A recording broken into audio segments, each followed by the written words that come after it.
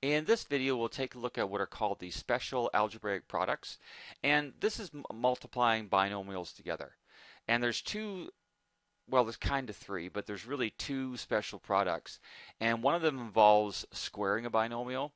And when I say there's kind of another one, you could think of it as a binomial with a plus in the middle or a binomial with a minus in the middle. The pattern is the same. So there's kind of two different squares, but they're really the same idea. And then there's also multiplying two binomials together that one has a plus between the two terms, the other is a minus, otherwise they look like the same binomial. So what we're going to do is on this page take a look at these special products in general and then apply that in 5 different examples on the second page of the video. So the first one, x plus 4 squared, would be x plus 4 times x plus 4. And in order to get the pattern here, I'm going to sort of do this the long normal way, like you would just multiply x plus 4 by another x plus 4. Some people use the acronym FOIL. If you haven't heard of FOIL before, I'll go over it quickly as I do this one. So when we're multiplying x plus 4 by another x plus 4, and I'm going to write out the terms first, and I'll talk about the 4 different terms there it's done. So FOIL stands for first, outside, inside, last. So the first terms are multiplying the same first two terms, or they are the same in this case, they don't have to be. The first two terms in the two binomials. So x times x gives you x squared. And then the outer terms, the O in FOIL, stands for multiplying the term on the left of this one by the right on this one. So x times 4 gives you this 4x. The I in FOIL stands for multiplying the inner terms, which are the two that are beside one another, the inside terms. So 4 times x gives you 4x, and L stands for last in FOIL, which is the last term in each of the binomials, so 4 times 4 gives you 16. Now notice that these two terms are the same. And whenever you're squaring, that's always going to happen, hence this pattern. The reason they're the same is because in this case we multiplied x by 4, so think of x times 4 gives you 4x. And in this case we multiplied an x by a 4. So that's why they're the same, because you're multiplying the same two terms each time. Another pattern here is that this is a perfect square because it comes from multiplying 4 by another 4, the same two numbers. It's also this 4 squared. Now, trying to show the pattern here, okay, that's why I'm writing this the way I am. So this is, well, actually I'll write out the last term too. This is going to, 4x and 4x adds to 8x. The pattern here I'm trying to get across is that 8x is actually two 4x's, and the 4x's, or 4 times x's, comes from multiplying the first term of the binomial by the second term of the binomial, hence the 4x.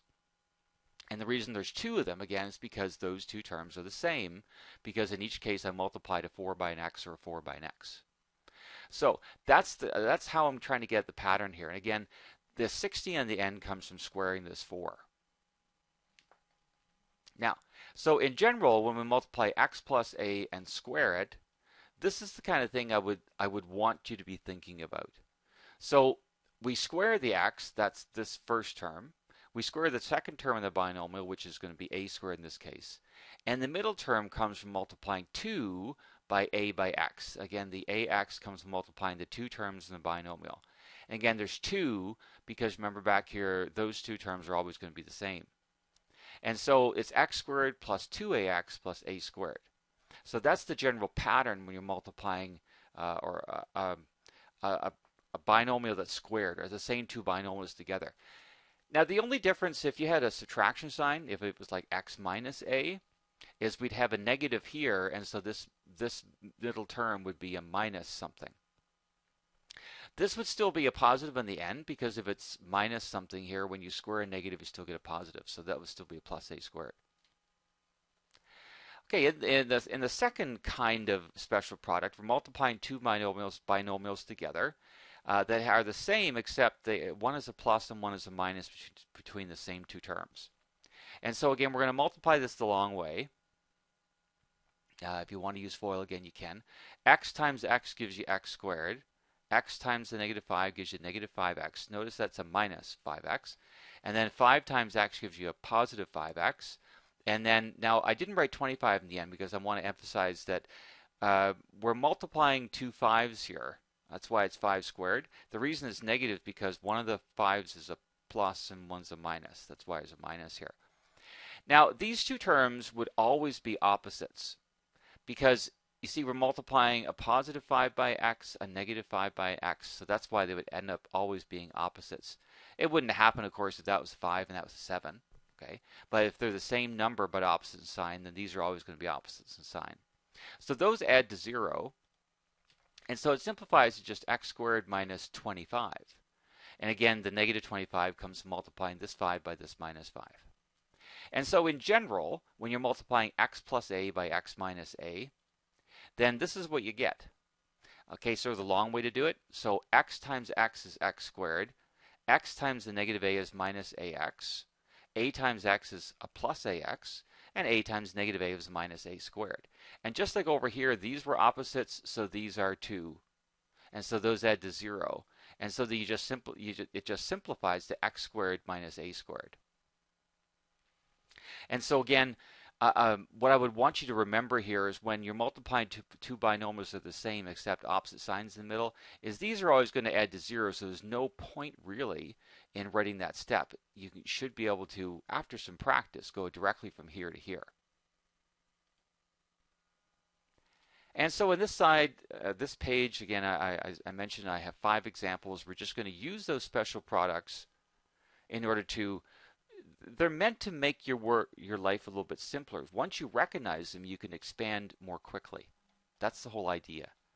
And so in A here, and actually they're also very helpful when factoring. I will get into that too in another lesson later. So x plus 3 squared, and I'm just going to in each case write out the whole thing here. So this is the kind of thing I would want you to be thinking of. Okay, so when we're squaring a binomial, we'll square this term. So x squared is x squared. 3 squared is 9. That's going to be a 9 in the end. So I just wrote 3 squared here, but it will be 9. And the middle term, it's 2 times 3x. Well, again, it's 2 because it's a binomial. So there's 2 terms in the middle, just like in the examples in the previous page. And the 3x comes from multiplying the 3 by the x. And so this will be x squared plus 6x plus 9. After some practice, this is the goal is this is what you should be thinking about in your head and not have to write down after some practice, and then be able to go directly from here to x squared plus 6x plus 9. In B, 4y minus 7 squared, again, I'll write out the whole first step here. Again, this is the kind of thing you should be thinking of, and you can do it like one part at a time. You don't have to do the whole 3 things, okay? So we start with squaring the 4y. And we square the negative 7 on the end. And in the middle, it's 2. Again, it's always 2 when you're squaring because there's 2 binomials. And the 4y times negative 7 just comes from multiplying those 2 terms. Well, what does this simplify to? Well, 4y squared is going to be 16y squared. Don't forget to square the y. Some people, it's a common mistake to go 4 squared is 16 and then just write y. The y is in here as well, so it's also squared.